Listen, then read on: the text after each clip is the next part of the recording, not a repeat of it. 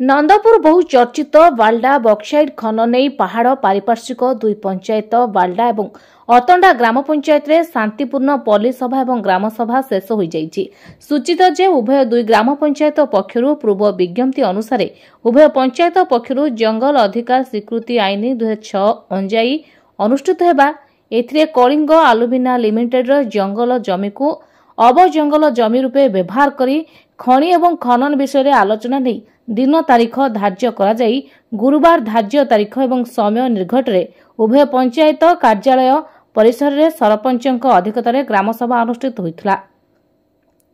बाल्डा ग्राम पंचायत रे सरपंच विक्रम सीसांक अध्यक्षतार अनुष्ठित होइथिबा बेले अतंडा ग्राम पंचायत रे सरपंच सहदेव सीसा अध्यक्षता करथिले। उक्त ग्रामसभा गुड़िकरे शताधिक बुद्धिजीवी एवं युव गोष्ठी सम्मिलित होई खनि खनन द्वारा अंचल पई देखा जिबाकु थिबा सुविधा एवं असुविधा उभय पार्श्व को नहीं आलोचना करबा सह कंपनी कर्तृपक्ष खनि खनन पहाड़ पारिपार्श्विक